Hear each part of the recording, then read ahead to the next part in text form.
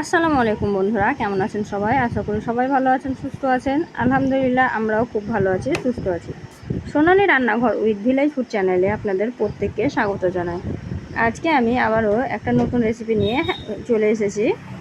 তো আজকে আমি সুজির একটা মজাদার নাস্তা রেসিপি আপনাদের সঙ্গে শেয়ার করব। এটা কিন্তু ঝটপট তৈরি হয়ে যায়, আর যারা মিষ্টি খেতে পছন্দ করে তাদের জন্য একদম পারফেক্ট একটা রেসিপি। তো যখন আপনাদের মিষ্টি খেতে ইচ্ছা করবে তখনও কিন্তু এটা ঘরে ঝটপট তৈরি করে নিতে পারেন। খেতেও খুব সুস্বাদু হয়, আর এটা একটা না একসঙ্গে 5টা খাওয়া যাবে, অসুবিধা নাই। তো দেখেই বুঝতে পারছেন যে এটা কতটা নরম হয়েছে। আর এই রেসিপিটা একবার যে দেখবে সেই কিন্তু তৈরি করতে পারবে। তো চলুন কীভাবে রেসিপিটা তৈরি করেছি সেটাই আজকে আপনাদের সঙ্গে শেয়ার করব। তো আমি এখানে প্রথমেই নিয়ে নিয়েছি একটা কাঁচের বাটি। এর মধ্যে আমি নিয়ে নিলাম হাফ বাটি সুজি দিয়েছি। তারপরে আমি 4 চামচ মতো দিয়ে দিয়েছি পাউডার দুধ, টেস্টটা বাড়ানোর জন্য। তারপরে আমি এখানে দিয়েছি 5 চামচ মতো ময়দা। তারপরে দিয়ে দিলাম একটা ডিম, আর দিয়ে দিয়েছি সোডা, বেকিং সোডা। সব কিছু আমি উপকরণ ভালোভাবে এইভাবে মিক্সড করে দিলাম। তারপরে আমি একটু একটু করে জল দিয়ে এটাকে তৈরি করব। খুব বেশি জল একসঙ্গে দিয়ে দিলেই হবে না, অল্প অল্প করে জল দিয়ে এভাবে তৈরি করে নেব। তো এখন আমি এটাকে রেস্টে রেখেছিলাম, 5 মিনিট মতো রেস্টে রেখে দিয়েছিলাম। তারপরে এদিকে আমি সেরাটা তৈরি করে নিয়েছিলাম। তো চিনির সেরাটা তৈরি করা কিন্তু খুব সহজ। এখানে আমি 1 বাটি মতন চিনি নিয়ে নিয়েছি, আর এখানে বাটিতে দিয়ে দিলাম। আর এখন আমি এর মধ্যে দিয়ে দেব জল। তো আমি এখানে 1 বাটি জল ব্যবহার করেছি, আপনারা আপনাদের পরিমাপ অনুযায়ী ব্যবহার করবেন। তো এই তো চিনিটা ফুটতে শুরু করে দিয়েছে, আর এদিকে আমি একটা এলাচ দিয়ে দিলাম যাতে ফ্লেভারটা সুন্দর আসে তার জন্য। তারপরে এই তো চিনিটা ভালোভাবে ফুটে গেছে, একদম জলটা ফুটে গেছে, চিনিগুলো ভালোভাবে গলে গেছে। তো একটা আঠা আঠা ভাব আসা পর্যন্ত একটু ফুটিয়ে নেব। তো এটা কিন্তু খুব বেশি মিষ্টি হবে না, হালকা মিষ্টি হবে। তার জন্যই বলেছিলাম যে 4টা 5টা খাওয়া যাবে। হালকা মিষ্টির মধ্যে খুব সুন্দর একটা রেসিপি, খেতে খুব টেস্টি হয়।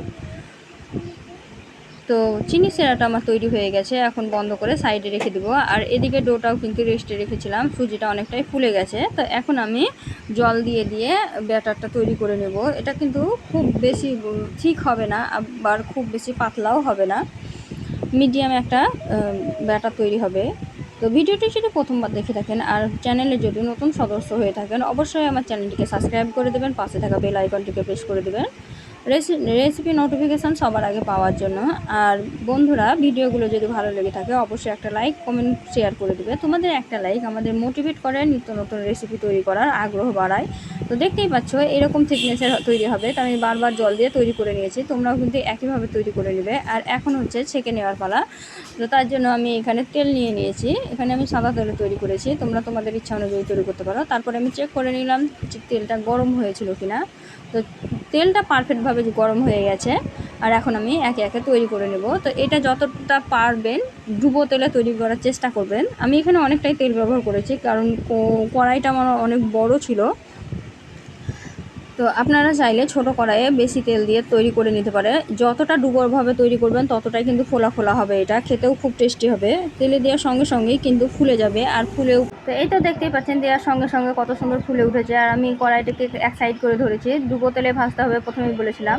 তো দেখুন কত সুন্দর তাড়াতাড়ি একদম। এটা কিন্তু খুব মচমচা করে ভাজলে হবে না, নরম নরম থাকা অবস্থাতেই তুলে নিতে হবে, নাহলে কিন্তু রসটা ভালোভাবে ঢুকবে না, যেহেতু এটা কাঁচা সুজি দিয়ে তৈরি। তো এই তো দেখতেই পাচ্ছেন আমার সুন্দরভাবে ভাজা হয়ে গেছে, আর আমি সবগুলো এখন তুলে নেব। এই তো দেখুন কত সহজে আমি ভেজে নিলাম আর তুলে নিলাম।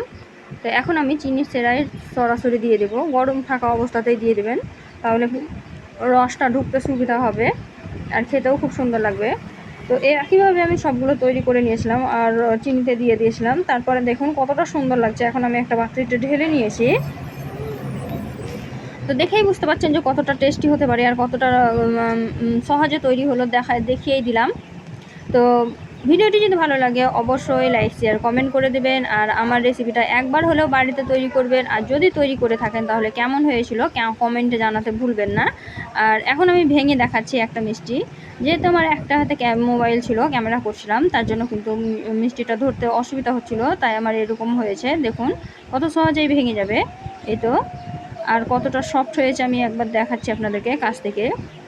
আর ভিতর পর্যন্ত রস ঢুকেছে। দেখুন, দেখেই বুঝতে পারছেন একদম রসে টইটুম্বর হয়ে আছে।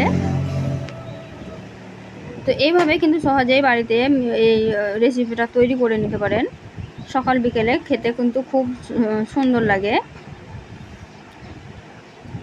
এটা দেখুন কত সহজেই ভেঙে আসছে। তো এখন আমি হাতে নিয়ে কাছ থেকে দেখাচ্ছি আপনাদেরকে, তাহলেই বুঝতে পারবেন কতটা সফট হয়েছে। এই তো দেখুন। তো রেসিপিটা যদি ভালো লেগে থাকে অবশ্যই লাইক শেয়ার কমেন্ট করে দেবেন। আর এই ধরনের আরও নিত্য নতুন রেসিপি পাওয়ার জন্য আমার চ্যানেলটিকে অবশ্যই সাবস্ক্রাইব করে দেবেন, পাশে থাকা বেল আইকনটিকে প্রেস করে দেবেন নিত্য নতুন রেসিপির নোটিফিকেশান পাওয়ার জন্য সবার প্রথমে। তো এখন আমি বিদায় নিচ্ছি, দেখা হবে এই ধরনেরই অন্য কোনো রেসিপি নিয়ে অন্য কোনো ভিডিওতে। ততক্ষণ সবাই ভালো থাকবেন, সুস্থ থাকবেন, আর আমার জন্য একটু দোয়া করবেন। খোদা হাফিজ।